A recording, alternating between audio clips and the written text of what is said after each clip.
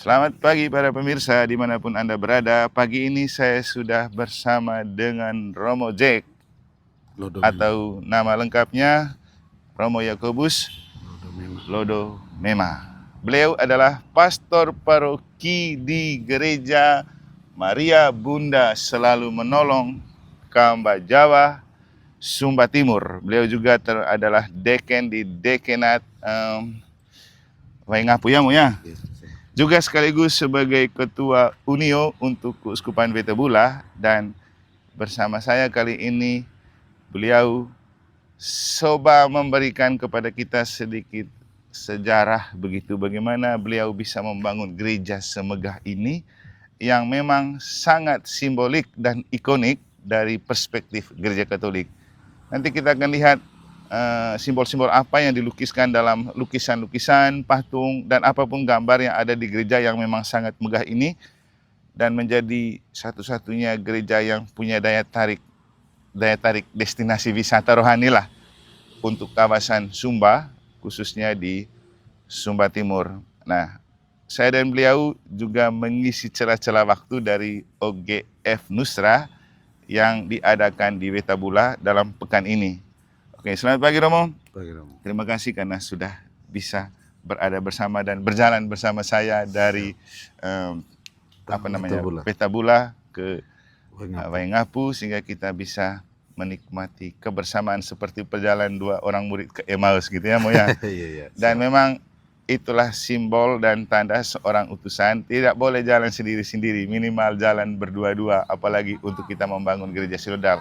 Nah, dalam pandangan gereja Katolik, gereja bukan hanya tentang sebuah gedung, tapi juga persekutuan atau perjalanan bersama, makanya ada istilah gereja sinodal. Namun bagaimanapun secara simbolik, gereja perlu direpresentasikan dalam keadaan sebuah gedung untuk mengungkapkan seperti apa komunio, persekutuan, persaudaraan, juga seperti apa kesatuan dan ketangguhan gereja itu eksis berdiri di dunia, supaya tetap tahan banting, tahan uji tangguh, dan gereja betul menunjukkan sebagai sebuah wadas yang dimana Kristus sendiri sebagai kepala dan Petrus adalah wadas. Dan Bunda Maria adalah penopang, karena Bunda Maria juga adalah Bunda Gereja.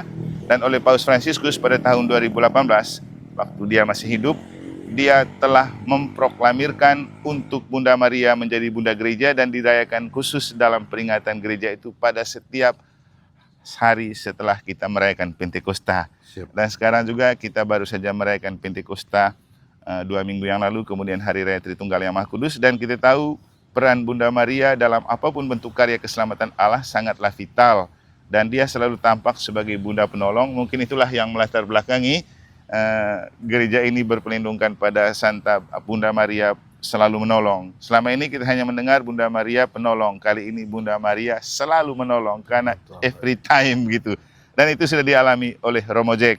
Dan kita tahu dalam pribadi Maria, Allah Tritunggal itu selalu bertemu ketika kita berdoa rosariokan, ada salam Putri Allah Bapa, salam Bunda Allah Putra, salam Mempelai Allah Roh Kudus. Dan Romo Jack juga coba mengungkapkan kedekatannya itu dengan bukan hanya membangun gereja yang berpelindungkan pada Bunda Maria yang selalu menolong, tapi juga ada taman doa yang sangat menarik dan indah.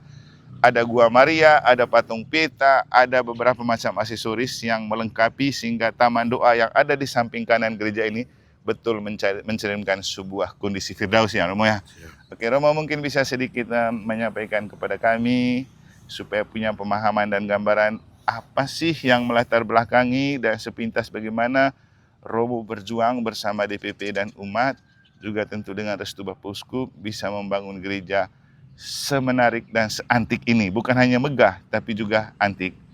Dan kira-kira mulai kapan, bagaimana proses perjalanannya, mungkin Romo bisa mengungkapkan. Tapi sebelumnya saya mau mengucapkan terima kasih dulu dan apresiasi kepada Romo Jack dan kawan-kawan.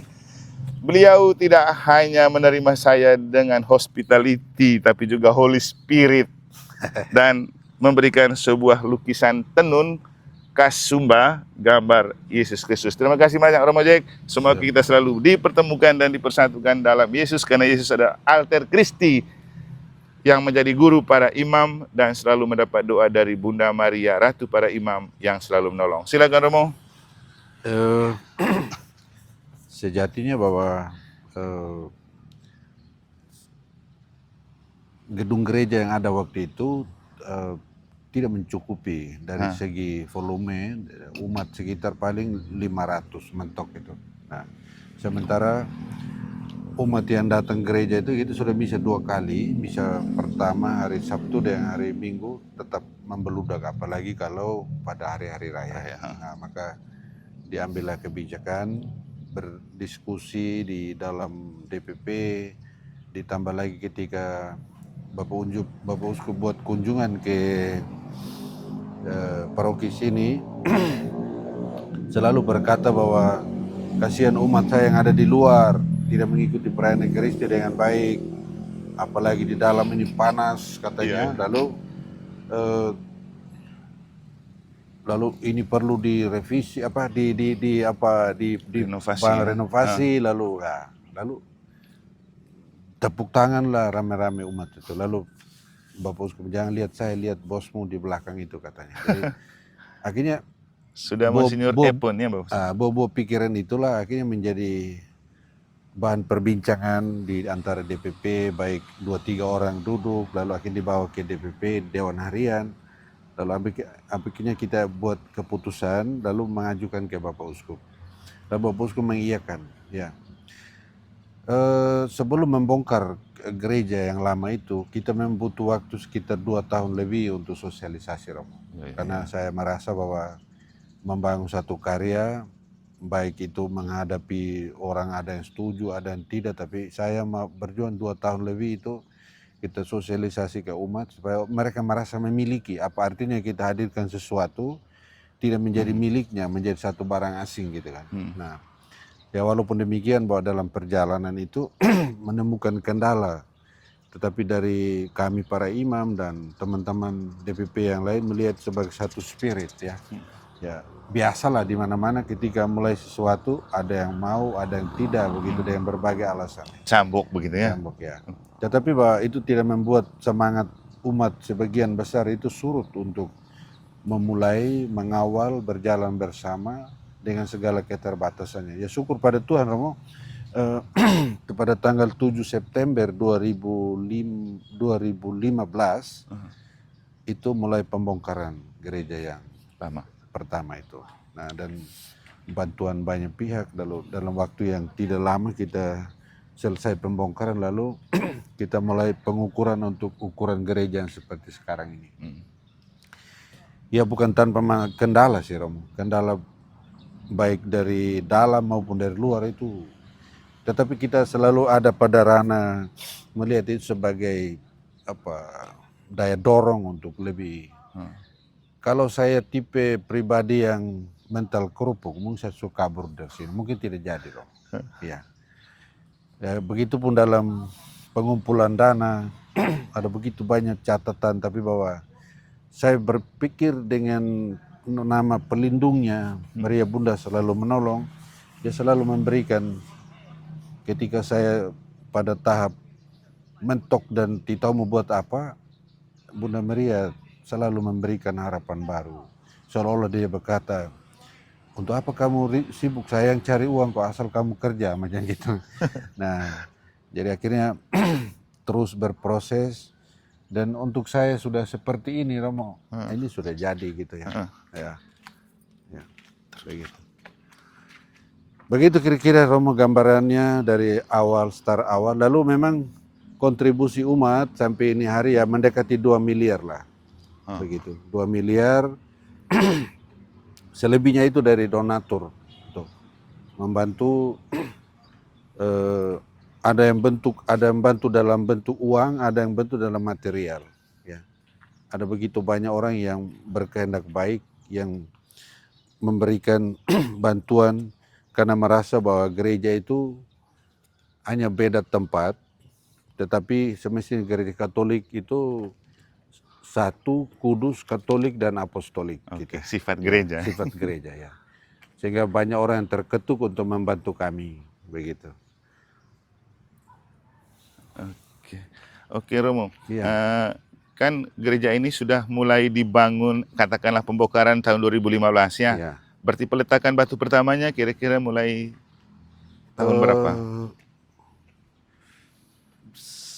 sekitar awal ini Romo, awal 2000 saya lupa tanggalnya.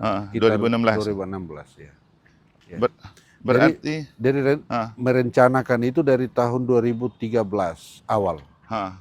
Lalu Bapak Uskup ke sini kita misa pencanangan. Sesudah pencanangan kita sosialisasi terus menerus kepada umat untuk supaya memiliki satu persepsi yang sama. Jadi ini bukan gawe-gawean 1-2 orang, tetapi bahwa ini karena kebutuhan, kita butuh gereja yang representatif untuk bisa beribadat, memuji dan memuliakan Tuhan, merayakan persaudaraan secara lebih oke dan menggembirakan lah macam gitu ya. Oke, berarti artinya kan sejak 2016 sudah mulailah berani untuk memulai. Nah, kan ada masa Covid itu sebelum sampai di waktu yang sekarang kan ada masa Covid. Apa yang Romo alami ketika tiba-tiba masalah Covid tapi sedang membangun kan ini butuh banyak dana begitu. Dalam kondisi-kondisi waktu itu bagaimana Romo mengalami? Kebetulan tukang saya itu kan dari Jawa. Nah, lalu sebagiannya di Sumbar.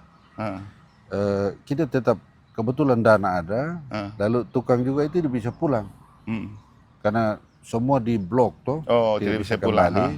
Jadi tetap berjalan pekerjaan, puji Tuhan lah seperti itu. Sehingga namanya proyek punya Tuhan ya. Ya, itu yang pertama. Yang kedua, saya boleh mengeluh, umat boleh mengeluh tentang pembiayaan, tapi yang luar biasa itu adalah, dan saya itu melihat sebagai penyelenggara nilai dalam bingkai penyelenggaraan, belum pernah sekalipun saya pulangkan tukang.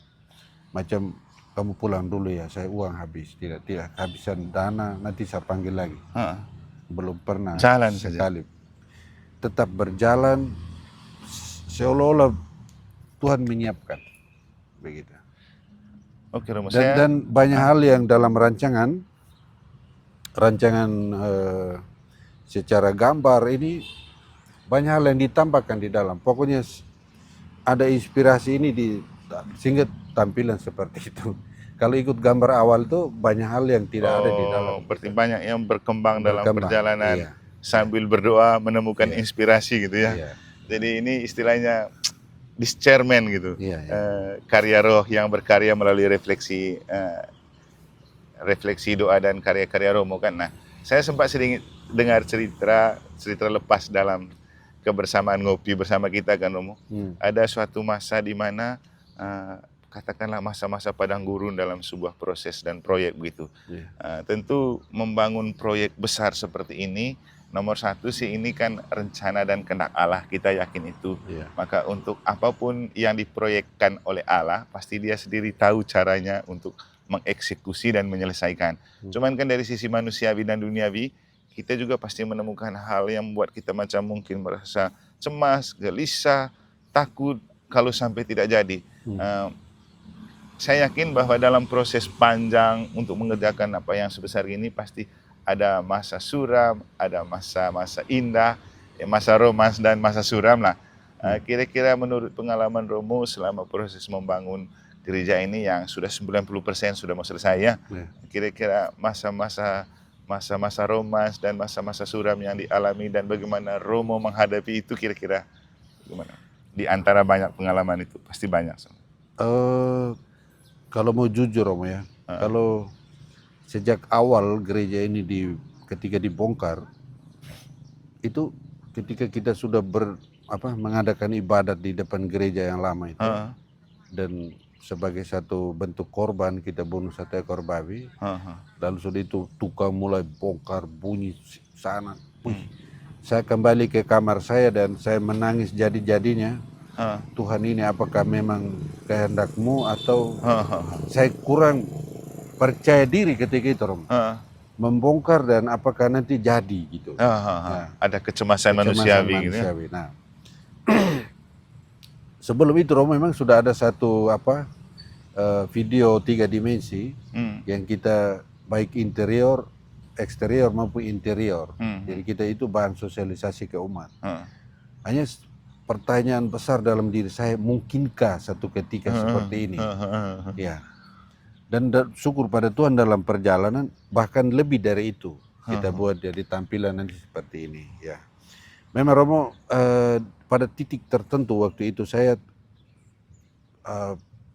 merasa bahwa Tuhan itu meninggalkan saya lah, begitu. Sehingga ketika segala sesuatu, semua pintu macam tertutup, ya saya tidak ada pilihan, saya pergi marah dengan Yesus di gereja itu. Saya bilang, ini kamu ini yang memanggil saya ini di jalan ini, yang mengatakan tinggalkan 1 dapat 1000, hidup dalam kelimpahan. Ini saya dalam situasi batas ini. Kau tidak beri saya jalan keluar 1-2 hari ini, kau jangan cari saya kabur dari sini, begitu kan.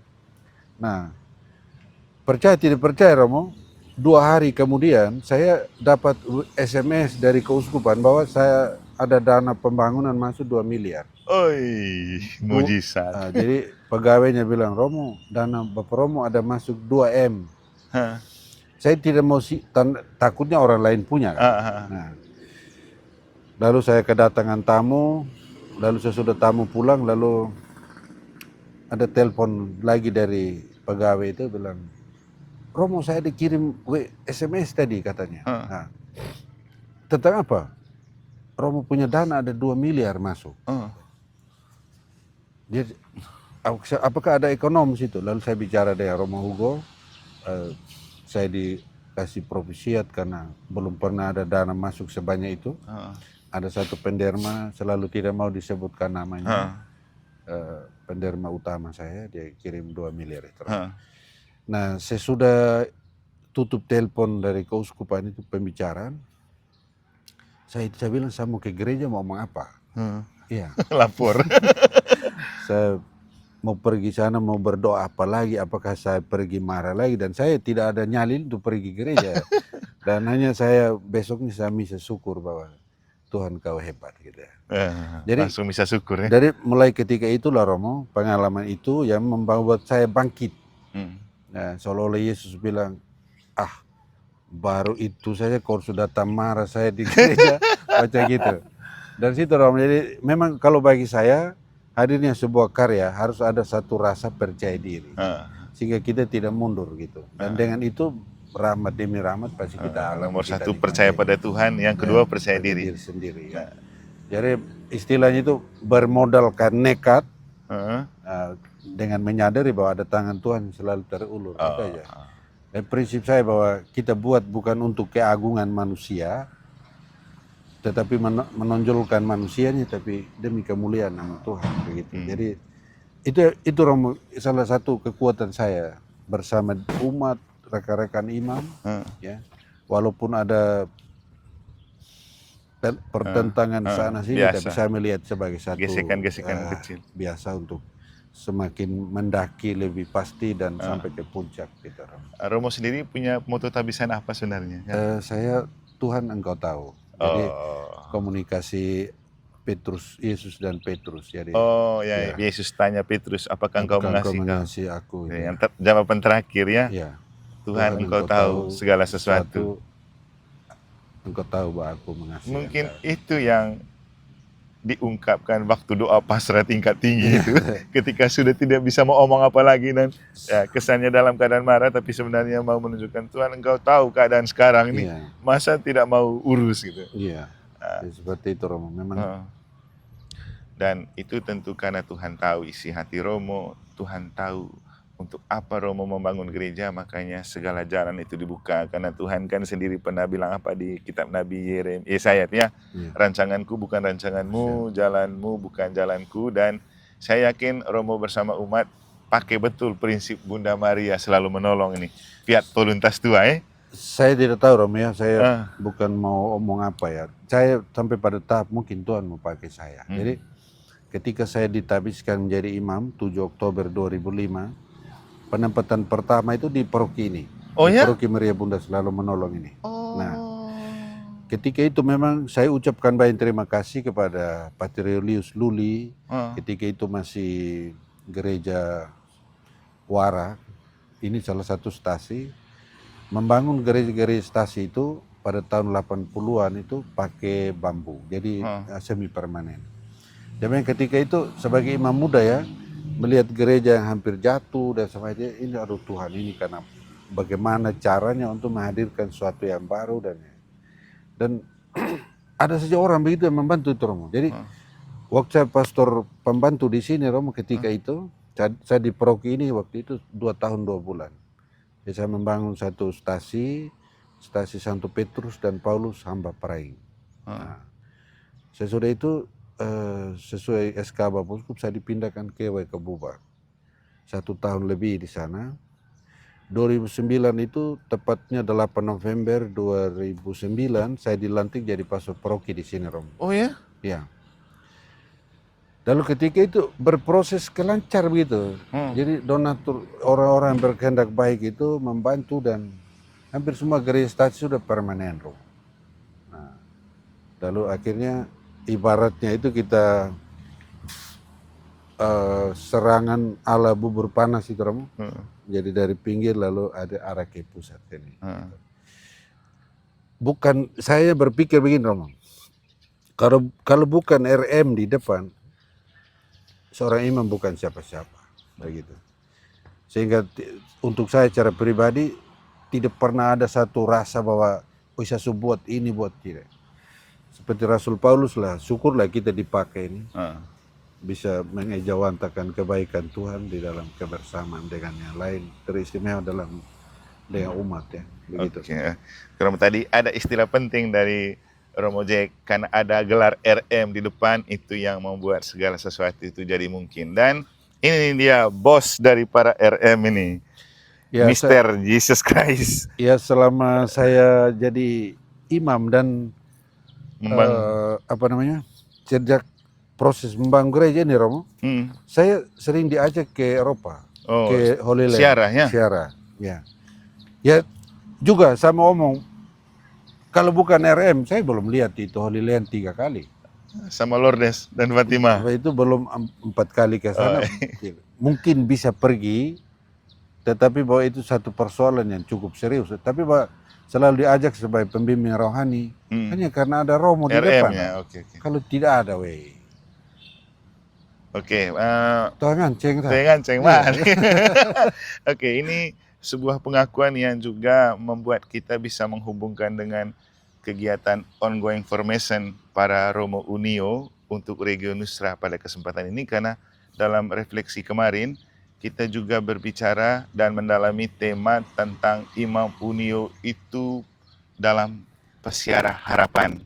Dan diharapkan para Romo itu bisa menjadi pemberi harapan pada umat dan pada gereja, dan bukan pemberi harapan palsu atau pemberi harapan yang mengecewakan. Dan meminjam istilah Santo Paulus dalam bacaan kedua pada waktu kita merayakan Hari Raya Tritunggal Maha Kudus, yang juga menginspirasi Paus Fransiskus untuk berbicara spes non confundit, maka saya teringat waktu Bapak Uskup Denpasar juga datang misa pembukaan pintu jubileum atau pintu suci di Denpasar pada hari Sabtu lalu. Dia menambahkan ada kata Kristo, spes in Christo non confundit. Artinya harapan dalam Kristus tidak pernah mengecewakan. Dan imam itu wajah Kristus yang lain, namanya alter Christi. Sehingga bagaimanapun secara manusiawi, tampang kita dipandang aneh atau lain, tapi kita adalah alter Christi, gambar dan wajah Kristus yang tampak. Dan itulah saya rasa makna dari pemberian tenun gambar Tuhan Yesus ini dari Romo Jack, sahabat saya. Dan kami baru bertemu tapi rasanya sudah seperti 2 orang murid ke Emmaus, karena dalam hati dan pikiran kami itu yang dibayangkan bagaimana membangun gereja sebagai tubuh mistik Kristus ya Romo ya. Mungkin karena memang kebetulan atau apa, tapi kita pernah ketemu karena pernah sama-sama jadi ketua Unio di Kuskupan. Kita bertemu dalam pertemuan Unio, dan kali ini juga kita dipertemukan dalam kegiatan Unio yang terjadi di Wetebula. Lalu kemudian saya mendapat kesempatan ke sini dan saya diberikan banyak sekali anugerah istimewa di paroki Bunda Maria Selalu Menolong Kamba Jawa ini. Kenapa? Romo Jack yang antar saya.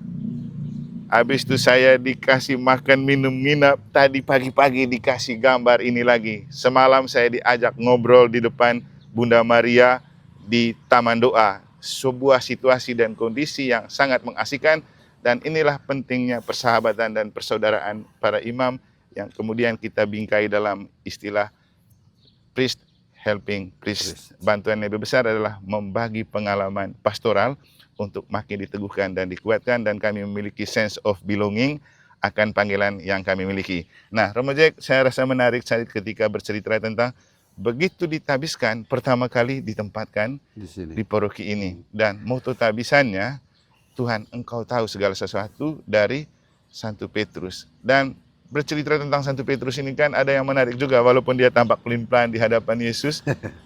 Dia pernah bilang begini, ketika Yesus memberikan sabda yang keras, lalu Yesus bilang, kamu tidak mau pergi juga? Apa kata Yesus? Apa kata Petrus?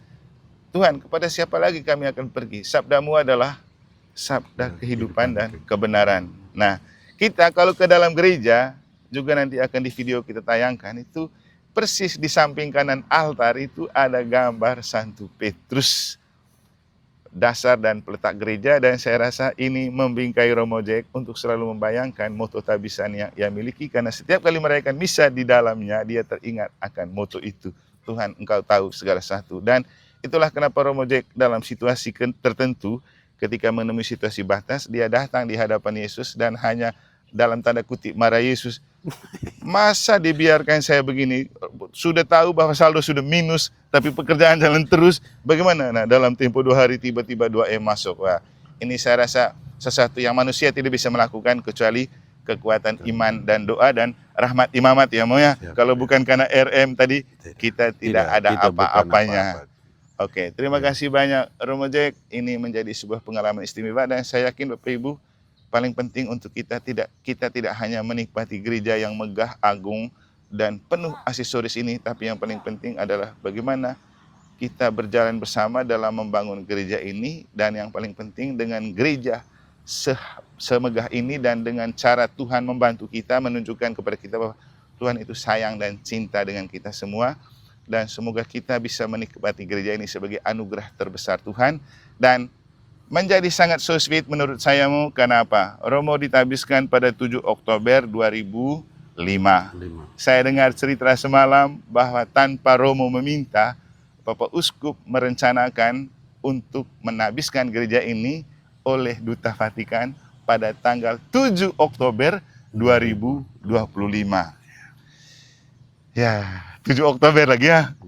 Ya, itulah cara Tuhan bekerja, yang tidak atau yang mustahil bagi manusia selalu tidak mustahil bagi Allah. Oke, sukses Romo untuk pekerjaan selanjutnya dan untuk upacara pentabisan yang pasti seperti gampang. Yang penting kita tetap saling mendoakan, dan nyanyian lagu penutup di penutupan misa pembuka Unindo Regi Unio kita kan masih ingat, gereja bagai bahtera mengarungi zaman. Pokoknya terakhirnya tetap tegak sampai kita menuju dan berjumpa kembali dalam gereja abadi di surga. Terima kasih Romo Jack, salam untuk DPP umat semuanya. Sampai di hari puncak pentabisan sekaligus ulang tahun tabisan yang ke-20, 7 Oktober 2025. Tuhan memberkati, Bunda Maria selalu menolong dan mendoakan. Dari Kamba Jawa, Terima kasih. Sumba Timur, NTT. Oke.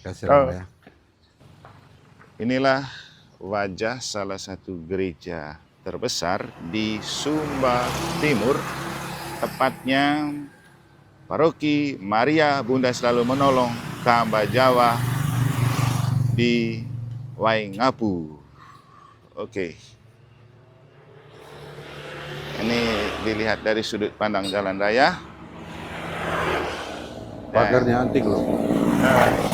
Sudah dipagarin dan proses pengerjaannya sudah menuju ke 100%. Nah, oke, ini ada Romo Jack, Pastor Paroki, yang menjadi perintis dan memang sekaligus pembangun secara fisik dan rohani gereja ini. Kita akan menuju ke bagian dalam dari gereja. Di sampingnya ada Susteran Alma, dan ini gerbang utama, pintu masuk gereja. Anda langsung berhadapan dengan menara lonceng yang sepintas ini simbol Bunda Maria. Patung Bunda Maria. Ya, patung Bunda Maria ya. Jadi bentuk menaranya seperti patung Bunda Maria karena memang Bunda Maria adalah maskot utama dari gereja ini, dan Anda bisa melihat itu di tengah ada gambar Bunda Maria sedang menggendong Yesus. Kanan ini mempelai ini tuh. Tentu Yosef menara kanan. Oh, di bagian kanan gereja itu ada Santo Yosef sedang menggendong Yesus. Simbol apa ini, Mo? Iya, itu sebagai mempelai Bapak asuhnya Tuhan Yesus. Oh, Bapak asuhnya Tuhan Yesus. Bunda Maria di tengah. Oke. Lalu yang di sebelah sana, Romo, itu Santo Yohanes. Oh ya, nanti kita lihat dari dekat. Rasul, ya. Ada Santo Yohanes Rasul. Kenapa Santo Yohanes Rasul, Mo? Ya, mewakili gereja lah. Oh. Dan menerima Bunda Maria sebagai teman dalam siara menuju sempurna. Oke. Oh iya, kita ingat Santo Yohanes Rasul adalah Rasul yang... Inilah anakmu, inilah ibumu. Oke. Ya. Yohanes adalah Rasul yang dikasihi Yesus, dan dia dikenal sebagai sangat dekat dengan Yesus. Itulah salah satu alasan, yang pasti Yesus sendiri yang tahu sih, ketika Yesus mau mati di kayu salib, dari atas salib dia menyerahkan bundanya Maria kepada Santo Yohanes Rasul ya, Mo ya, dengan mengatakan, inilah ibumu dan inilah anakmu. Maka Santo Yohanes Rasul juga diberikan sebagai maskot yang mendampingi Bunda Maria selain Santo Yusuf suaminya, Bapak pengasuh Yesus. Nah, ini tampak lebih dekat dari depan gereja, dan paling depan itu ada patung Kristus Raja semesta alam, karena memang Yesus adalah Raja atas seluruh alam raya ini dan segala isinya. Nah, bagus kan? Ini masih dibenahi lagi patung. Nah, ini sementara tukang juga sedang membenahi format patungnya dan juga kolam di sekitarnya dan taman di sekitarnya supaya tampak asri, alamiah, sebagai simbol Yesus adalah Raja semesta alam. Oke, itu ada 2 tiang bendera juga, akan dipasang bendera Vatikan dan bendera Indonesia. Nah, ini dari dekat kita melihat Rasul Yohanes, atau juga sering disebut Yohanes pengarang Injil. Dia yang sangat dekat dengan Yesus. Dia yang waktu malam perjamuan terakhir bersandar di pangkuan Yesus. Dan lewat Yohanes inilah Petrus berbisik tentang siapakah yang akan menjual dia. Dan di dalam gereja ini juga, seperti yang sudah saya bilang dan Romo Jack katakan, Santo Petrus itu ada di terdepan dekat altar, karena memang dia adalah wadas gereja dan pemegang kunci kerajaan Allah ya, Romo ya. Setidak-tidaknya melalui gereja ini, orang yang mau masuk surga gampang dibukakan pintu oleh Santo Petrus ya. Di sebelah kirinya itu 2 rasul besar tuh, Petrus dan Santo Paulus. Oke, di kiri kanan altar itu, di sebelah kanan altar ada Santo Petrus, ada Santo Petrus, kiri Santo. Di sebelahnya Santo Petrus ada Santo Paulus. Jadi mereka ini 2 rasul besar yang juga di dalam gereja dirayakan bersama hari rayanya pada tanggal 29 Juni. Oke, ya. Ini punya lahan yang luas, kira-kira berapa hektar nih, Moya? 2,8 hektar. 2,8 hektar. Dan pandangan depannya seperti ini. Sejauh ini kira-kira sudah memakan biaya berapa ini untuk pembangunan semuanya nih, Mo? Sekitar 15. Sudah 15 ya? Ini masih berproses. Kalau dari hitungan kita masih butuh lagi sekitar 2,3 M lah. Tapi kita percaya Tuhan pasti kasih lah. Begitu. Pasti Tuhan pada waktunya akan berkarya dengan indah. Masih sekitar 2 M-an untuk merampungkan. Mohon doa dan dukungan dari Bapak Ibu, para pemirsa. Karena gereja adalah tubuh mistik Kristus. Gereja adalah tanda kehadiran kerajaan Allah di dunia. Dan gereja adalah jalan dan pintu menuju rumah Bapa. Karena di dalam gerejalah kita selalu mencicipi tubuh Kristus yang adalah jalan, kebenaran, dan hidup menuju Bapa. Jadi Kristus itu bukan hanya Raja semesta alam, tapi Raja yang merajai dan menghantar kita ke pangkuan Allah. Oke, kita coba masuk dulu melalui pintu utama. Ini Pak, ini punya tiang-tiang besar, ini ada simbolnya. Kayak ini 4 tiang besar ini simbol Injil ya, Mo ya? Iya. Keempat Injil. Matius, Markus, Lukas, Yohanes. Dan gereja itu harus berdiri di atas terang Injil atau pedoman Injil. Jadi kitab suci atau Evangelion, kabar gembira, sebagai dasar dan kekuatan utama dalam pewartaan gereja. Ini bangunannya seperti gereja-gereja di Eropa saja ini. Ini gara-gara sering ke Holy Land dan ke Eropa ya, Siap. terinspirasi.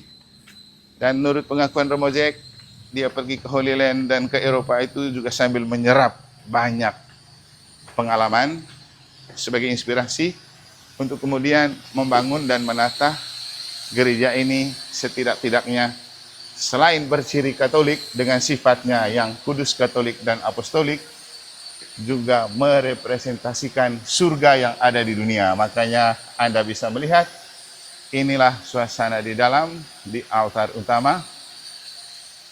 Oke, Romo Jack sudah menjelaskan makna dari semuanya semalam yang akan kita simak di bagian akhir video ini. Nah, dari altar kita bergerak ke kanan altar. Nah, tuh. Ada 2 malaikat, lalu ada Santo Petrus tadi, Santo Paulus di sana. wadas gereja dan pemegang kunci kerajaan Allah, rasul utama, di sampingnya juga ada Santo Yohanes Don Bosco. Santo Paulus itu sebelah kiri. Jadi setelah malaikat mengapiti salib Yesus di altar, di sebelah kiri altar itu ada Rasul Paulus, rasul para bangsa, rasul yang membawa iman dan ajaran Kristus itu keluar dari lingkup budaya Yahudi. Dan Paulus adalah orang yang pernah mengatakan bahwa wartakanlah sabda Allah, baik atau tidak baik waktunya. Dan kemudian dia yang berani mengatakan, celakalah aku jika tidak mewartakan Injil. Oke, inilah falsafah atau spirit yang menginspirasi patung-patung ini, kemudian dipajangkan di bagian penting dekat altar di gereja. Nah, oke, di sini di samping Santo Petrus ada Santo Yohanes Bosco, pelindung orang muda, supaya orang muda mencintai gereja, mencintai iman Katolik, dan bersama semua unsur umat ikut membangun gereja, karena gereja ada di pundak masa depan gereja ada di pundak orang muda. Setelah itu di sebelahnya ada Santo Fransiskus Assisi, seorang inspirator untuk Paus Fransiskus almarhum. Dan Santo Fransiskus Assisi terkenal dengan sangat menyatu dengan alam dan juga dengan kesederhanaan hidupnya. Di samping Santo Fransiskus Assisi ada Santo Yohanes Maria Vianney, pelindung para imam, dan ini menjadi motor penggerak untuk siapapun imam yang bertugas di sini selalu mendapat doa dan bimbingan Santo Yohanes Maria Vianney, ya, karena dalam gereja Santo Yohanes Maria Vianney juga adalah pelindung para pastor paroki, dan itulah yang menginspirasi Romo Jack untuk memasang patung Santo Yohanes Maria Vianney. Seperti kata Romo Jack tadi di bagian depan gereja, gelar RM membuka segala kemungkinan dari yang tidak mungkin menjadi mungkin. Sedangkan di sini ada Beato Carlo Acutis. Jadi karena beliau itu disimpan di sini, kira-kira kenapa, Romo? Dia ini kan sakramen Maha Kudus itu sangat menyatu dengan. Lalu nanti kan saya mau ada minta dia punya relikwi. Nanti saya mau letakkan di ruang adorasi. Relikwinya beliau nih. Oke. Jadi nanti ada 2 relikwi, satu nanti di depan altar, satu di ruang adorasi. Oke. Nah, kita lanjut ke gambar sebelah kiri altar itu mulai dengan Santo Paulus yang tadi sudah kita jelaskan. Lalu di samping Santo Paulus itu ada Santo Yohanes Paulus kedua. Santo Yohanes Paulus kedua. Kita tahu seperti apa Santo Yohanes Paulus kedua ini sangat dekat dengan Bunda Maria ya, Moya. Maka gelar Bunda Maria selalu menolong juga banyak bekerja dan terbukti dalam karya pelayanan dan hidup dari Santo Yohanes Paulus kedua. Dan yang menarik dari Santo Yohanes Paulus kedua adalah ketika dia ditembakin oleh seorang penembak Akça dari Turki, Ya. ternyata yang menyelamatkan waktu itu dia Paus Yohanes Paulus kedua adalah Bunda Maria langsung memangku dan memeluk sehingga pelurunya nyasar dan tidak tepat sasar gitu. Nah, itulah pengalaman yang membuat beliau makin dekat dengan Bunda Maria sehingga waktu dia hidup dan sebelum meninggal dia memproklamirkan satu dari 4 peristiwa, yaitu peristiwa terang. Dan kekuatan doa Santo Paulus juga ini, Santo Yohanes Paulus kedua ini juga telah mengubah Polandia, tempat asalnya dari komunis menjadi agak redam waktu itu ya, agak kurang, dan sekarang Katoliknya kental. Kemudian di samping Santo Yohanes Paulus kedua ada Mother Teresa. Mother Teresa. Kita tahu Mother Teresa dari Kalkuta adalah pribadi rendah hati yang membuka hati kepada semua orang dan semua lapisan masyarakat tanpa pandang bulu. Dan yang paling terkenal di antara banyak kata-kata bijaknya adalah teruslah berbuat baik meskipun kita diperlakukan tidak baiknya. Dan saya rasa itu yang sudah dilakukan oleh Romo Jack juga dalam hidup. Dan yang paling penting juga beliau bercerita tentang hidup itu bukan untuk kesuksesan, tapi kita dipanggil bukan untuk sukses, tapi untuk setia. Karena yang setia akan selalu sukses. Yang sukses belum tentu setia. Oke. Dan di samping Santa Teresia dari Kalkuta itu ada Santo Antonius Padua. Santo Antonius Padua. Beliau adalah pelindung barang yang hilang dan terutama pelindung bagi orang yang kehilangan Tuhan dan kehilangan imannya. Dan beliau ini baru dirayakan oleh gereja pada tanggal 13 Juni yang lalu. Dan di sebelah Santo Antonius Padua itu ada Santo Yohanes Pembaptis. Santo Yohanes Pembaptis. Ini figur yang tak kalah menarik dan sangat penting. Karena Yohanes Pembaptis adalah teman dekat Yesus. Kira-kira kalau dibayangkan dengan saya bersama Romo Jack sekarang, Romo Jack jadi Yohanes Pembaptis yang membukakan pintu, saya bisa datang ke Kambajama ya. Oke. Dan Yohanes Pembaptis itu memiliki spirit yang sangat istimewa dan kita tahu Yesus pun bangga dengan Yohanes Pembaptis ketika dia memuji-muji Yohanes Pembaptis sebagai orang dan manusia yang hebat sampai Yesus bilang apa? Berbahagialah ibu yang telah melahirkan engkau. Dan Yohanes Pembaptis juga tidak kalah hebat mengakui dan mengagumi Yesus. Sampai dia bilang waktu dia membaptis Yesus di sungai Yordan, dia bilang apa?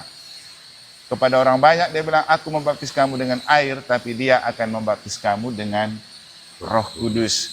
Dan Yohanes Pembaptis inilah yang kemudian memperkenalkan Yesus sebagai anak domba kepada 2 orang muridnya. Ketika Yesus lewat, dia bilang apa kepada para muridnya? Dia tunjuk Yesus dan dia bilang, lihatlah anak domba Allah yang menghapus dosa dunia. Dan karena itulah 2 orang murid Yohanes Pembaptis kemudian mengikuti Yesus dan menjadi murid Yesus. Nah, Yohanes Pembaptis selalu dipandang sebagai perintis dan pembuka jalan bagi kedatangan Yesus. Dan juga itulah alasan kenapa Yohanes Pembaptis persis ada di samping kanan pintu masuk gereja.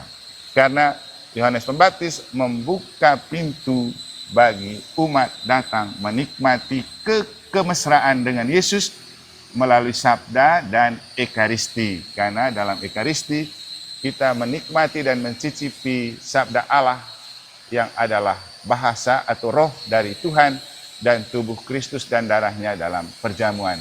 Nah ini dia Bapak Ibu, tampak dari dalam Bunda Maria yang selalu menolong sebagai pelindung gereja ini. Itu dia, ada di atas. Nah, sekarang kita melihat di bagian berikut. Persis di samping kiri Bunda Maria atau kanan dari arah altar, itu gambar pertama dan lukisan pertama yang ada di plafon adalah kisah penciptaan dan kisah manusia pertama, Adam dan Hawa, jatuh dalam dosa. Dan menurut pengakuan Romo Jack, semua gambar yang dilukiskan dan dipajangkan di sini, dari pintu sampai ke altar, memiliki cerita sejarah keselamatan. Mulai dari manusia pertama sampai dengan cerita akhir Maria diangkat ke surga. Hanya mau memberikan simbol tentang perempuan, mulai dari yang membuat kita jatuh dalam dosa, sampai yang menebus kita kembali dari dosa lewat Bunda Maria yang mengandung dan melahirkan Yesus. Oke, kita sedikit melihat bagaimana ceritanya gambar ini. Nih, Adam dan Hawa jatuh ke dalam dosa pertama karena mereka tidak taat kepada perintah Allah untuk tidak memakan buah yang dilarang Tuhannya. Tapi oleh bisikan dan godaan ular, Hawa lalu takluk dan dia mengajak Adam untuk makan, lalu jatuhlah mereka ke dalam dosa dan mereka menemukan diri mereka telanjang dan tidak pantas bertemu Tuhan. Tapi dalam ketelanjangan dan keberdosaan mereka, Tuhan tidak mau meninggalkan mereka. Maka Tuhan sendiri datang untuk memanggil dan menyapa mereka. Kamu di mana? Artinya gereja ini bukan untuk orang suci dan kudus ya, untuk orang berdosa. Dan kalau kita berdosa, tidak perlu kita lari jauh dan menyembunyikan diri dari Tuhan dan gereja, karena Tuhan toh juga akan mencari kita di mana saja kita bersembunyi, seperti Dia mencari manusia pertama. Dan gereja adalah gereja yang terbuka pintu hatinya untuk orang berdosa. Inilah juga makna tahun belas kasih ini. Gereja yang terbuka hati kepada pendosa, maka kita perlu melewati pintu suci. Setelah itu, setelah ada Hawa, manusia lama yang jatuh dalam dosa, Tuhan mengirimkan Maria sebagai Hawa baru untuk memulihkan kembali hubungan manusia dan Tuhan, menyucikan manusia dari dosa. Dan ini adalah kisah awal dari Maria dipilih menjadi yang terpuji di antara wanita untuk mengandung dan melahirkan Yesus dengan mendapat kabar gembira dari malaikat Tuhan. Awalnya memang Maria macam pesimis dan berkeberatan untuk menerima tawaran itu karena dia merasa belum punya suami. Tapi Tuhan melalui malaikat Gabriel mengatakan, engkau dikaruniai di hadapan Allah dan Roh Kudus akan menaungi kamu. Dan kita lihat di gambar itu ada burung merpati dan Roh Kudus yang masuk dalam diri Maria untuk mengandungi Maria. Hal yang kemudian juga Maria dipandang sebagai perempuan atau ibu yang mengandung tanpa dinodai, yang kita rayakan dalam Maria tanpa noda. Karena dia tidak dinodai oleh hubungan dengan laki-laki secara fisik, tapi ia dikandungi oleh Roh Kudus. Nah, setelah Maria mendapat anugerah istimewa dari Allah untuk mengandung dan melahirkan Yesus, dia berbagi sukacita karena dijibai oleh Roh Kudus dengan mengunjungi saudaranya Elisabeth yang waktu itu sedang mengandungi Yohanes Pembaptis yang sudah kita bahas tadi pada usia kandungan 6 bulan. Nah, apa yang terjadi dalam pertemuan ini? Ada sesuatu yang istimewa. Karena mereka ini saudara, dari sebelumnya mereka sudah sering bertemu. Tapi kali ini pertemuan terasa berbeda, justru karena Maria sudah disepuh dan dijiwai oleh Roh Kudus. Maka ketika Maria sampai di pintu dan memberi salam kepada Elisabeth, ada sukacita besar yang melonjak dalam rahim Elisabeth yang dibahasakan dengan, ketika salammu sampai ke telingaku, bayi yang dalam rahimku melonjak kegirangan. Saya rasa Yohanes Pembaptis tidak tahu itu kalau yang datang Bunda Maria ya. Tapi karena ada rasa sukacita di dalam jiwa, maka seolah-olah bayi itu juga ikut melonjak. Tapi inilah karya roh. Sukacita karena roh.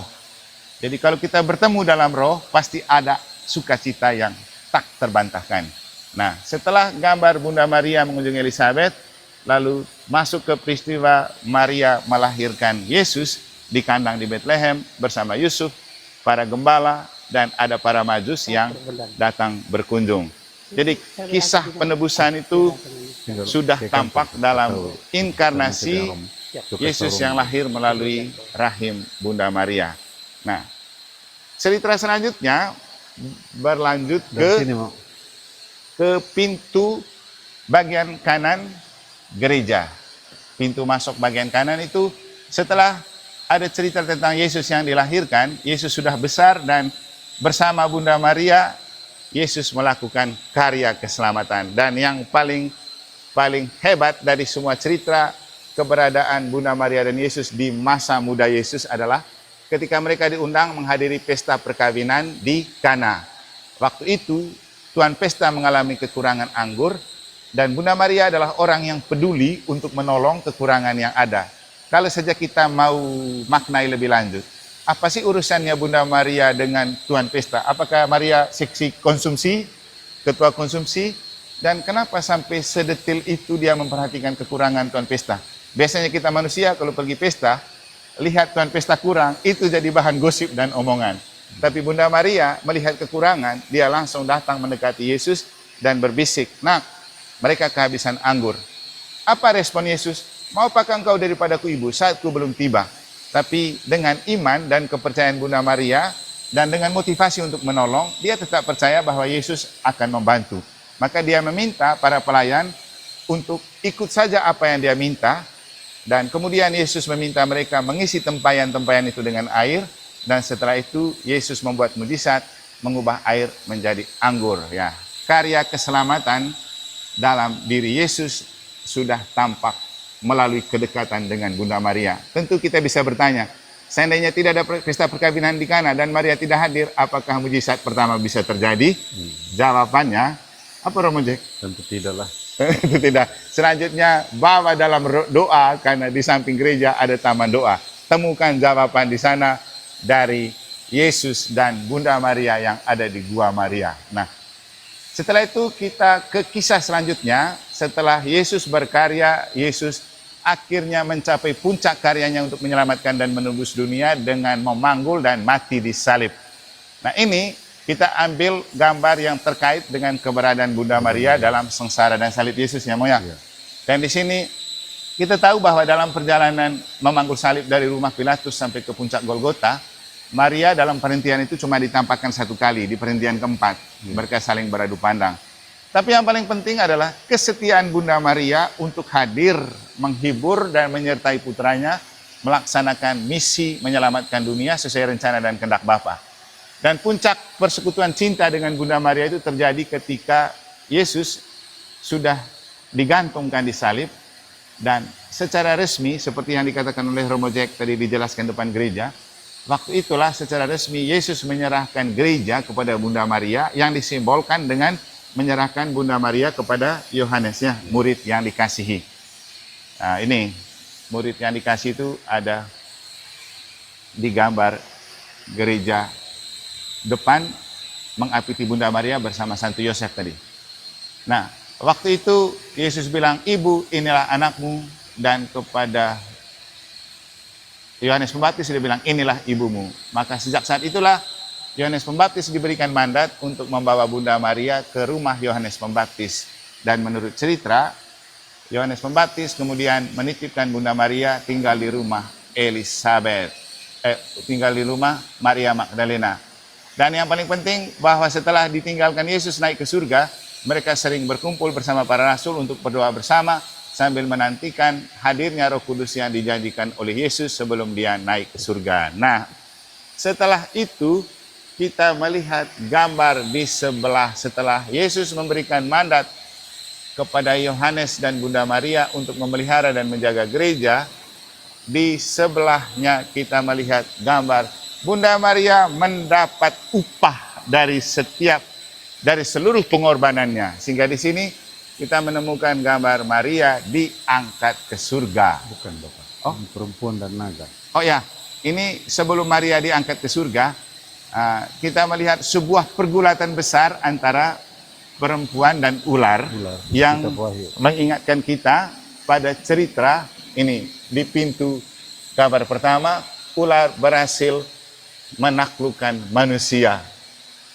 Dan pergulatan itu terus berjalan dalam hidup setiap manusia. Dan di sini dilukiskan sebagai puncak pergulatan manusia dengan ular. Jadi rahmat dan dosa, ya, yang dilukiskan dalam kitab Wahyu. Wahyu itu kan kitab paling terakhir dari semua cerita sejarah keselamatan dalam kitab suci, yang juga bicara tentang akhir zaman. Nah, ini ada sebuah pergulatan, dan perempuan itu selalu dipandang sebagai Hawa baru yang sukses menaklukkan ular dan antek-anteknya. Sehingga di gambar ini, dalam pergulatan antara perempuan dan ular tampak sebagai pihak yang kalah dan diinjak di bawah kaki sang perempuan.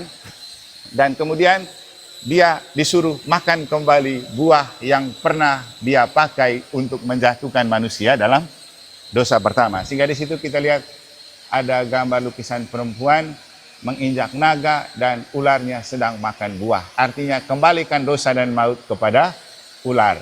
Dan di bagian terakhir kita melihat mahkota dianugerahkan kepada Bunda Maria setelah dia diangkat ke surga.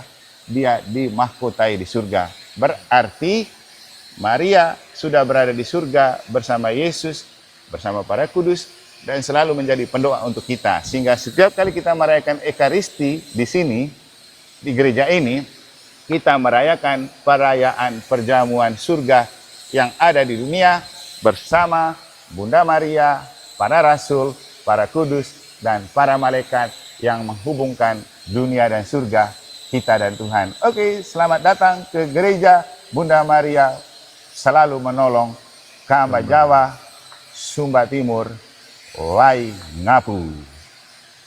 Tuhan memberkati. Ini dari depan gereja dan kita melihat ke arah pintu gerbang dari samping gereja ini. Bapak Ibu bisa melihat sendiri. Ini lukisan batu semua ini. Nah, antik kan? Kaca patre itu 12 rasul, ada 3 malaikat agung, ada Santo Thomas Aquinas, ada Santo Agustinus. Ya. Pokoknya semua orang kudus dia mau simbol ikon. Dan di samping kita ini ada sebuah ruang doa. Ada sebuah pertanyaan menarik untuk kita tanyakan kepada Romo Jack. Kenapa ruang doanya diselesaikan? Kenapa taman doanya diselesaikan lebih dulu daripada gerejanya? Padahal yang lebih dahulu dikerjakan itu gerejanya. Kira-kira spirit apa yang mau ditampilkanmu? Ya, saya hanya berpikir bahwa ada ketakutan sih, jangan sampai selesai gereja tidak ada pikiran lagi untuk bangun taman doa. Jadi saya pikir mungkin dengan selesai lebih dulu taman doa, semakin banyak orang berdoa di dalam ini, banyak yang diselamatkan, rahmat juga semakin ini. Pikiran itu saja, Romo. Kalau mau berpikir, banyak sih juga dewan yang berpikir kenapa sih Romo tidak serius dulu urus arahkan dana dulu ke sini. Tapi bahwa puji Tuhan semua berjalan baik saja begitu. Dan menurut saya ini pilihan tepat lah. Kenapa? Ada sabda, dahulukan kerajaan Allah dan kebenaran, maka semua yang lain akan ditambahkan kepadamu. Ini kan doa. Yesus pun melaksanakan karya keselamatan selalu dimulai dengan doa kan. Jadi saya rasa ini keputusan yang sangat bijak. Lebih dahulu menyelesaikan tempat doa, karena semakin banyak orang datang berdoa, sebenarnya itulah gereja yang hidup. Sedangkan gereja sebagai bangunan itu cumanlah simbol. Dan di taman doa ini juga terdapat banyak lukisan. Tentu maskot utamanya Bunda Maria, dan di pintu masuk ada malaikat Mikael yang terkenal sebagai panglima perang melawan kuasa kegelapan dan iblis. Dan kalau kita hubungkan dengan cerita di gereja tadi, dia inilah yang kemudian membunuh si iblis dalam diri ular itu, supaya ketika kita datang dari dunia yang terkontaminasi dengan iblis, malaikat Mikael bunuh duluan di pintu gerbang taman doa ya, supaya orang betul menyatu dengan Tuhan dalam doa. Memang rada gurau saya di umat, saya bilang ya, kalau Bapak Ibu datang berdoa di taman doa, kalau kamu datang bawa dengan malaikat-malaikatmu yang tidak benar tuh, langsung kena horok dengan pedangnya Mikael, lalu sehingga bisa berdoa dengan baik gitu. Betul menyatu sudah. Benar sekali. Ini filosofi dan spiritualitas yang memang sangat relevan. Taman doa ini, Romo, karena itu dia patungnya itu Maria Lourdes, maka saya hadirkan Santa Bernadette di sini. Ada Santa Bernadette. Iya. Penampakan Bunda Maria di Lourdes ya. Santa Bernadette. Itu ini dia sedang berlutut ya, Mo ya. Iya. Lalu di sudut sana itu ada Santo Yosef yang bobo tuh. Ada Santo Yosef yang tidur. Memang sih ada rencana, Romo, mau tower air ini mau dirubah menjadi satu gunung batu, yang di atasnya itu mau ditampil Yesus Keraiman Ilahi. Hanya bahwa itu masih butuh dana dan itu rencana sih. Yang kedepannya ya. Nah, sehingga tidak mengurangi rasa keindahan toh dengan hadirnya ini tower air ini kan. Oh iya ya, Gitu. biar Kita mau izin di PU pemerintah, ah, kita rubah ini jadi gunung batu, oke tukang bisa benar. buat. Nah sehingga di atasnya itu Yesus yang kerahiman ilahi. Oke, Rencananya benar, gitu. benar. Ya. Karena kita dengan tower yang lebih dominan, pasti perhatian akan disedot ke sana ya. Iya. Kita poles dia menjadi lebih rohani gitu. Iya.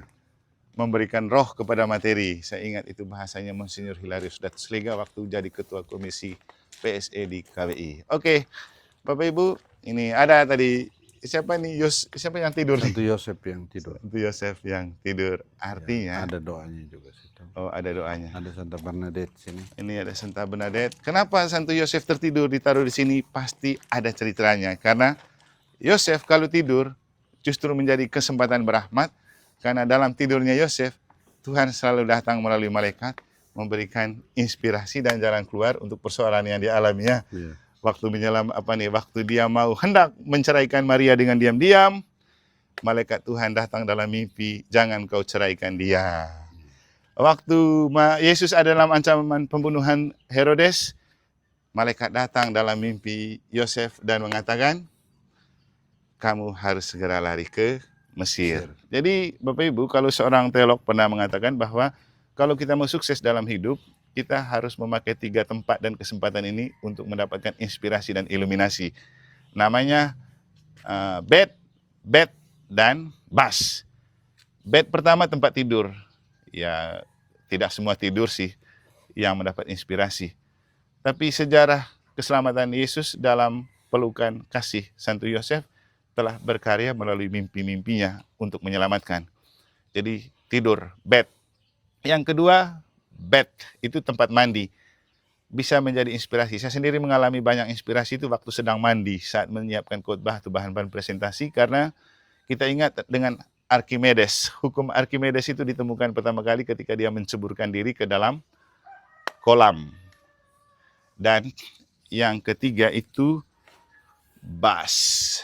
Bus itu artinya perjalanan. Dan kita menemukan bagaimana perjalanan bisa menjadi inspirasi itu ketika Paulus berjumpa dengan Yesus dalam perjalanan ke Damsyik.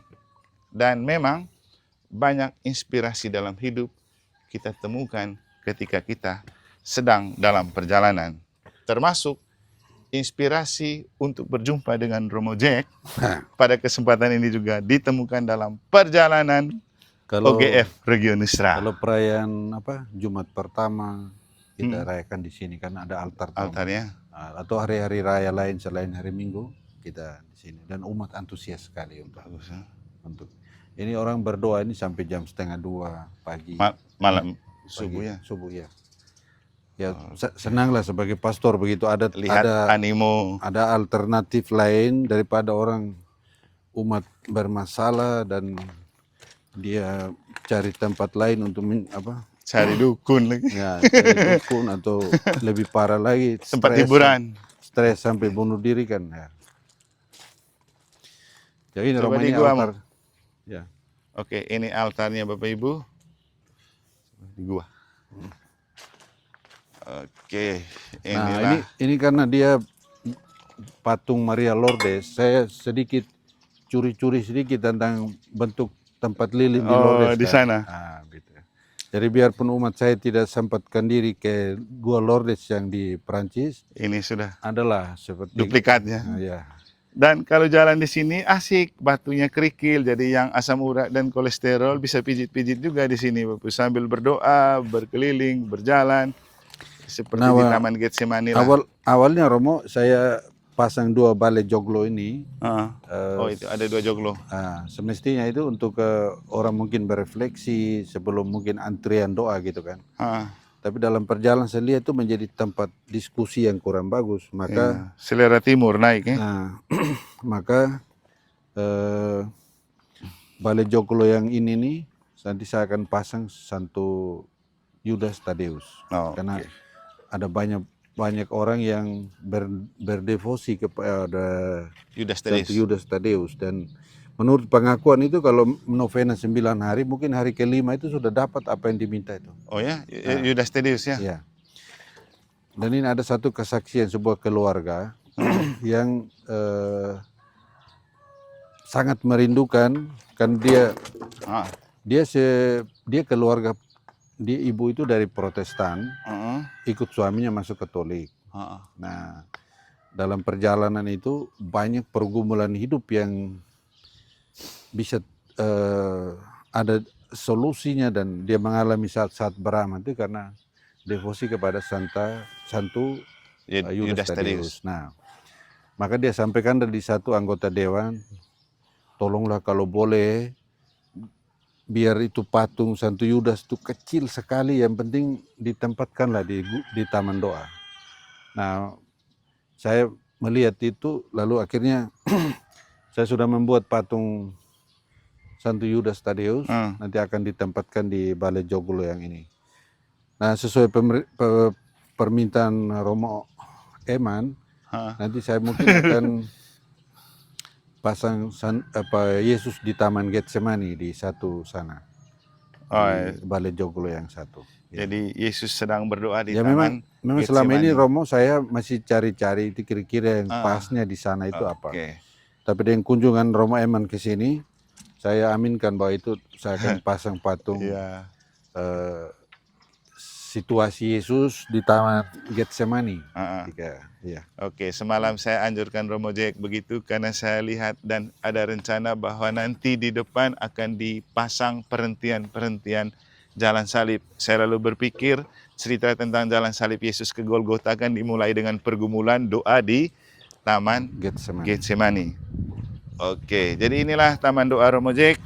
Dan ini sudah memberikan banyak obat bagi siapapun yang datang berdoa ke tempat ini. Dan ya, percaya tidak percaya, doa mereka bersama di sini sudah sangat membantu untuk proses penyelesaian gereja yang tidak lama lagi akan rampung. Dan lagi-lagi ini adalah pertemuan yang memang Tuhan yang rencanakan dan selenggarakan untuk kami berbagi cerita tentang pengalaman imamat dan pastoral, terutama dalam membangun gereja secara rohani dan jasmani.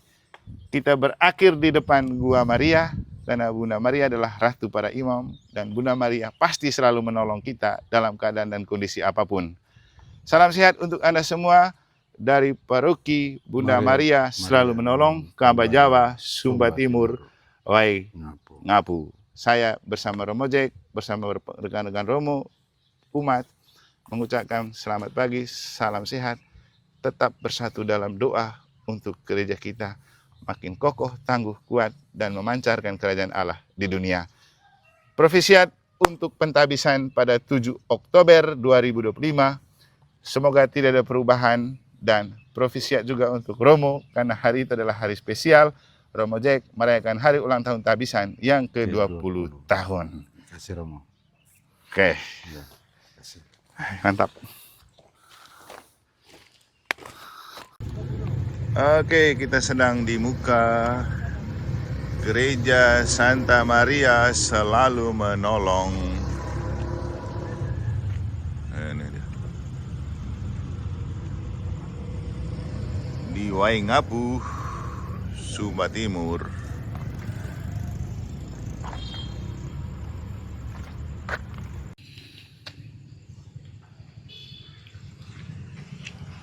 Oke, para pemirsa, sekarang ini saya sedang berada di depan patung Bunda Maria Selalu Menolong di Gereja Kambalawa,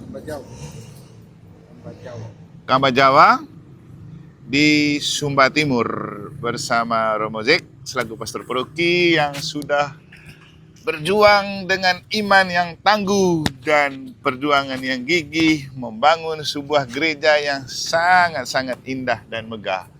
Di belakang saya itu ada tampang menara gerejanya, dan di sini ada patung Bunda Maria. Nah, patung Tuhan Yesus ini ya, Kristus Raja untuk menunjukkan bahwa Yesus adalah Raja semesta alam dan dilahirkan oleh Sang Bunda yang selalu menolong. Kalau selama ini kita menemukan Bunda Maria penolong abadi, di sini kita lebih dalam lagi menemukan Bunda Maria sebagai Bunda yang selalu menolong lewat doa dan penyertaannya. Ini sedikit view kalau kita datang ke gereja Bunda Maria selalu menolong Kamba Jawa itu pada jam 6 lewat, persis setelah Angelus tadi. Jadi view-nya setelah dilalui sunset seperti begini dia. Asik kan? Nah, nanti kita akan lihat bagaimana prospek pengerjaannya di bagian dalam yang memang tadi sepintas saya lihat penuh dengan lukisan-lukisan indah dan menarik. Di depan gereja persis ada patung Kristus Raja. Nanti ada air mancur yang akan memancar ke patung dan di depan ada jalan raya. Dan menurut Romo Jack, di sebelah kanan gereja itu sedang dibangun juga tempat atau taman doa yang sudah jadi ya. Nah, ternyata taman doanya sudah jadi dan sudah diberkati oleh Bapak Uskup. Nanti kita akan menuju ke sana untuk melihat dari dekat taman doa itu karena untuk membangun gereja kita berdoa dulu supaya gerejanya itu dibangun dengan kekuatan iman dan doa. Sejauh ini pembangunnya sudah mencapai 90% ya Moya. Dan rencananya kalau tidak ada perubahan oleh rahmat dan penyelenggaraan Allah akan ditabiskan pada 7 Oktober 2025. Dan menariknya itu adalah hari ulang tahun tabisan Romo Jack selaku pastor paroki dan juga ketua Unio Keuskupan Wetabula. Beliau ada di depan saya lagi lihat-lihat proses pembangunan. Rencananya akan diberkati langsung oleh Duta Vatikan. Oke, kita berdoa supaya apa yang kita harapkan sesuai dengan rencana dan kehendak Allah pasti akan terjadi karena Bunda Maria akan selalu menolong untuk mendoakan. Oke, seperti inilah view malam hari pukul 6:30 waktu Kamba Jawa di depan halaman gereja Bunda Maria selalu menolong. Sekarang kita akan menuju ke taman doa yang ada di sebelah kanan gereja. Oke, disinilah tampak dari samping gereja Santa Maria selalu menolong.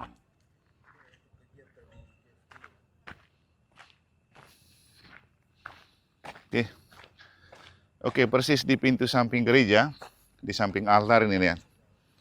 Nah, ada taman doa yang sudah diberkati oleh Bapak Uskup Wetabula, Monsinyur Edmund Bogah.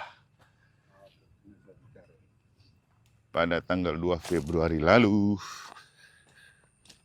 Nah, kalau malam hari seperti ini pemandangannya. Nah, di depan sekali langsung Anda melihat ada patung malaikat Mikael. Nih. Kita tahu malaikat Mikael itu punya cerita sebagai pelindung untuk membela atau panglima perang melawan kuasa iblis dan kuasa kegelapan dan roh-roh jahat.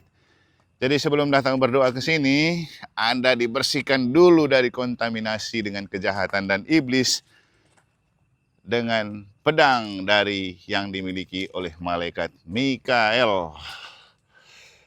Oke.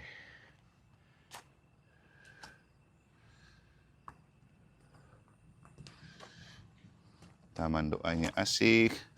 Di sana ada Bunda Maria, ada salib Tuhan Yesus, juga ada patung peta. Bunda Maria memangku putranya saat diturunkan dari salib, hal yang kemudian menginspirasi untuk Romo Jack memberikan nama taman doa ini dengan Mater Dei, supaya ada konektivitas dengan gereja yang berperlindungkan pada Santa Maria selalu menolong. Jadi Bunda Maria selalu menolong paroki Kamba Jawa, Keuskupan Wetabula, Dan pada hari Sabtu 1 Februari 2025,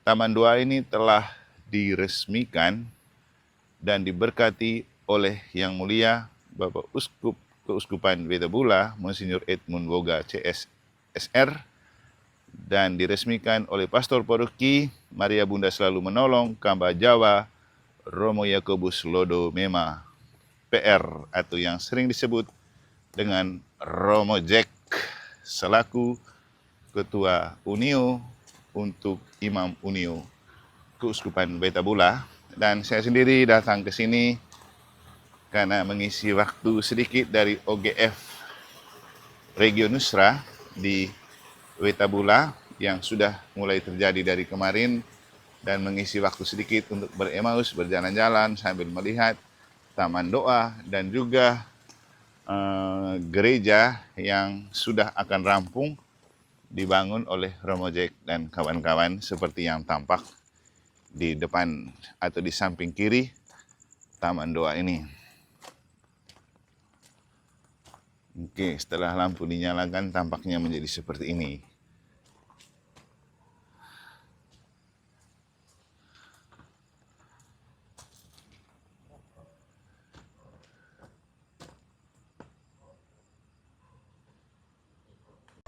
Oke, ada juga jenis kayak gini ya, menarik juga nih, cocok untuk mengantar dalam suasana doa.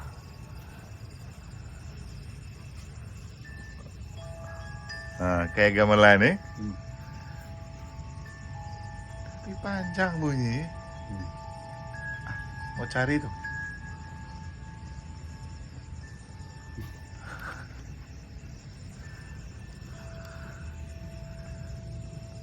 Kita dari dosa karena ia sangat dekat dengan Yesus putranya. Nah, buah dari iman, ketekunan, dan kesetiaan Bunda Maria itu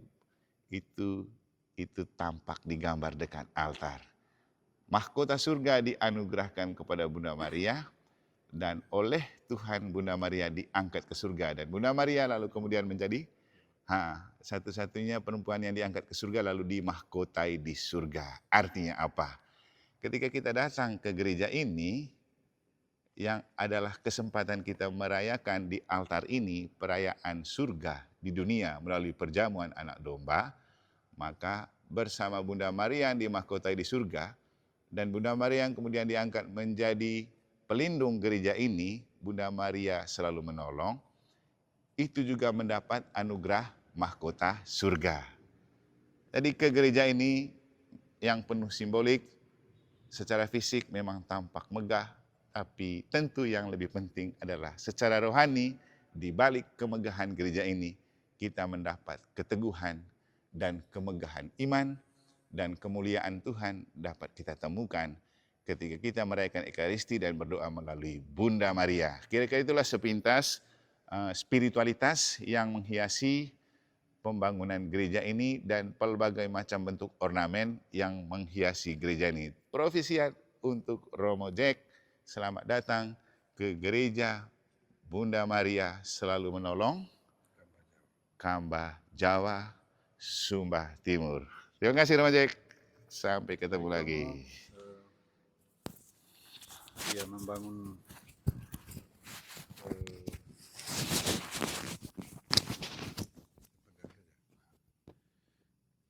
membangun gedung gereja seperti ini, ya saya merasa macam ini bukan urusan manusia, tetapi bahwa ini karya Tuhan yang luar biasa. Kalau mau bertanya siapakah saya bisa melakukan karya seperti ini, saya berpatokan pada pelindungnya, Maria Bunda Selalu Menolong. Saya berpikir bahwa saya hanya tahu kerja. Itu kekuatan ilahi yang ada, sehingga kita berjalan bersama umat dan donatur, akhirnya hadirlah gereja seperti ini. Syukur pada Tuhan bahwa pada menurut rencana tanggal 7 Oktober itu akan ditabiskan, dan Bapak Uskup Edmund menginformasikan di saya akan meminta nunsius untuk menabiskan gereja ini gitu. Nah, apa yang dijelaskan oleh Romo Eman tadi itu, Martin, semua memang benar seperti itu. Kalau di menara depan itu Romo ada 2 menara. Jadi di menara sebelah kanan itu itu ada Santo Yosef. Santo Yosef yang menggendong Yesus. Itu saya pasang patung itu sebagai mempelai dari Bunda Maria, Bapak asuh dari Yesus. Lalu tadi Romo sudah jelaskan, di menara sebelah kiri ada Santo Yohanes Rasul, simbol dari Yesus menyerahkan Yesus menyerahkan gereja kepada Bunda Maria, mewakili. Jadi Santo Yohanes mewakili gereja, ya. Jadi di tengah ini ada Maria Bunda selalu menolong, sebelah kanan itu ada mempelai Santo Yosef, lalu di menara sebelah kiri itu Santo Yohanes mewakili gereja. Yesus menyerahkan ibunya sebagai teman dalam ziarah bersama menuju rumah Bapa. Nah, sedikit gambaran Romo, pikiran saya sederhana, lalu tadi Romo menjelaskan apa yang ada di plafon ini, lukisan ini, ya, itu refleksi sederhana saya sudah dijalankan secara sempurna oleh yang bagian bawah ini. Jadi ada para rasul, ada ada santu-santu yang dibuat dalam bentuk patung, ya. Terus ada gereja yang bersiara, ada sabda yang dikumandangkan, ada ekaristi, ada persaudaraan yang selalu dirayakan, lalu ada salib, lalu Yesus naik ke surga. Jadi kadang-kadang saya bicara bahwa kalau pastor yang misa di sini ya tidak usahlah khotbah banyak, karena semua gereja ini berbicara, begitu. Nah, Romo, lebih lanjut, yang di bagian luar itu ada 4, masing-masing ada 4 kaca, kiri dan kanan, itu Stabat Mater. Ada Stabat Mater. Jadi kaca pertama itu secara utuh, 7 tombak itu ke jantung Bunda Maria, lalu mulai ramalan Simeon, lalu pengungsian ke Mesir, Yesus hilang di Bait Allah, lalu selanjutnya itu. Jadi komplit lah nih jarak gereja. Lalu ya kesannya dipaksakan saya membuat juga taman doa. Jadi tadi Romo sudah jelaskan nih taman doa. Semestinya harus fokuskan perhatian untuk gereja, tapi saya melihat bahwa kelengkapan sebuah gedung gereja harus ada dia punya taman doa. Jadi syukur pada Tuhan semua berjalan baik dan sudah diresmikan oleh Bapak Uskup, diberkati pada tanggal 2 Februari 2025. Nah, lebih dari itu Romo, kami juga ada buat ruang adorasi di bagian situ. Kalau Romo pernah atau Bapak Ibu pernah beradorasi di ruang adorasi Gereja Katedral Surabaya, mirip persis sama itu dibuat. Sehingga saya berpikir demikian supaya ketika umat ada persoalan yang mungkin sulit, tidak ada teman sharing lainnya, itu dia ada tempat-tempat ini yang dia akan pakai untuk berkomunikasi, berbicara dengan Bunda Maria di taman doa, dengan patung-patung yang lain. Lalu di ruang adorasi itu dia bisa membangun komunikasi akrab yang sangat personal dengan Yesus yang hadir dalam sakramen Maha Kudus. Perjalanan cukup panjang sejak 2015 sampai hari ini, berdarah-darah saya berani katakan, tetapi bahwa satu prinsip saya sebagai pastor dan teman-teman imam mengajak para dewan juga, ini semua karena anugerah Tuhan. Lalu kita bermodalkan nekat, percaya bahwa apa yang pernah dimulai di dalam nama Tuhan, Dia yang menyelenggarakan, dan Dia juga menyelesaikan. Lalu yakin bahwa kawalan doa Maria Bunda selalu menolong itu tidak pernah pudar dan tatapannya tetap penuh kasih sayang, itulah yang membuat gereja ini dari 2015 kita doakan kalau boleh seperti rencana pada tahun ini 7 Oktober 2025 ini boleh diresmikan, ditabiskan untuk dipakai secara resmi oleh umat beriman di paroki ini. Memang Bapak Uskup Edmund mengharapkan ini menjadi ikon, lalu nanti kami akan lengkapi juga dengan perhentian jalan salib. Harapan Bapak Uskup nanti ini menjadi kayak macam taman doa, lalu dalam perjalanan waktu selanjutnya itu menjadi wisata rohani, gitu ya. Kira-kira sedikit gambaran Romo. Jadi saya berjuang sih untuk baik tampilan dalam maupun luar itu dia matching, sehingga ketika orang masuk sudah ada daya tarik, apalagi masuk ke dalam. Jadi sehingga kita atur tampilan depannya, pagarnya, taman depannya dengan bunga-bunga yang ikut mendukung segala macam, dan ada taman doa ya.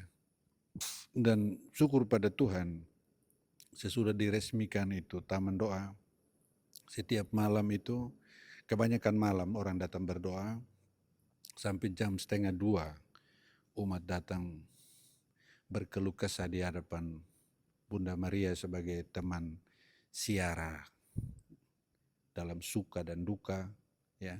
Apalagi ada pada siara tahun jubileum ya, siara pengharapan.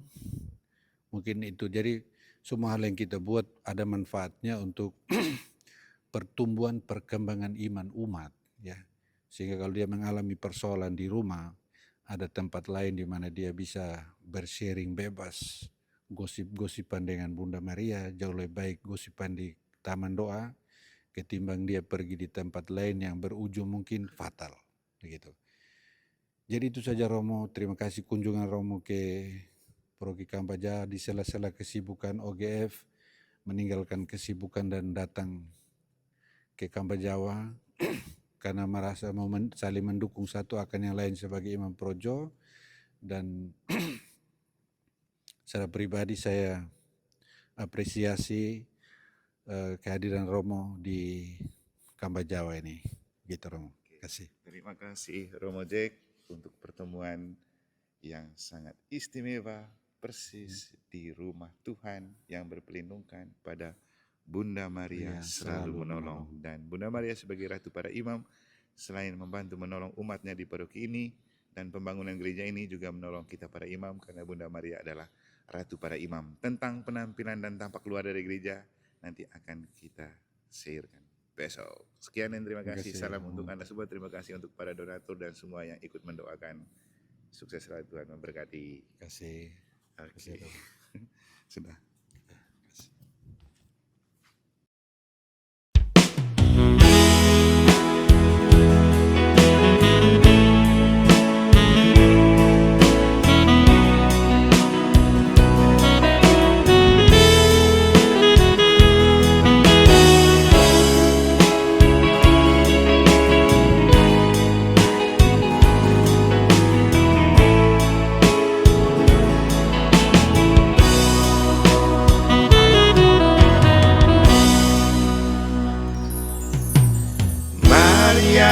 Ibu kaum beriman,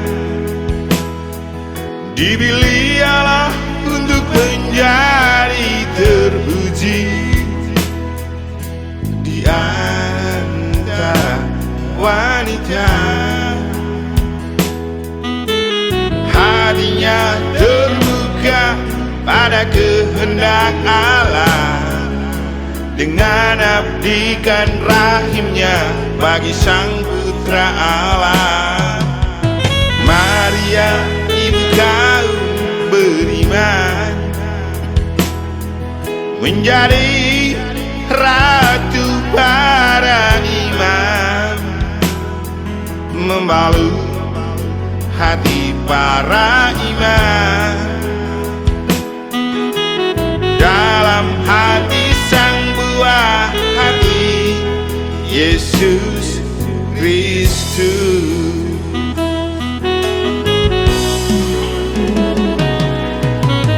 Maria, ibu kaum beriman, ratu para imam.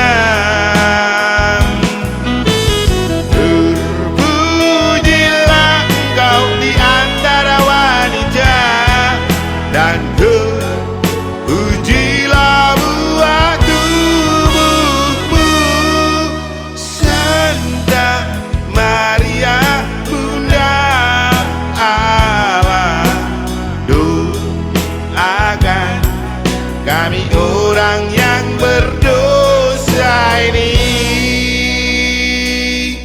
sekarang, dan waktu kami mati. Amin.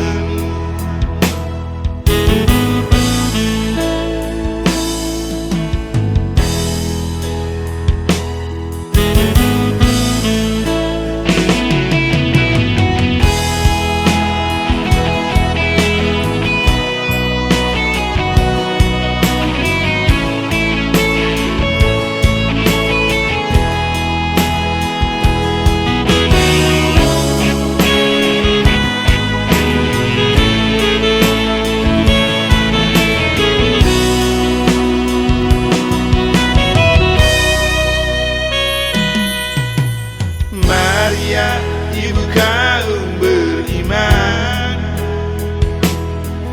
menjadi ratu para imam, membalut hati para imam. Dalam hati sang buah hati, Yesus Kristus.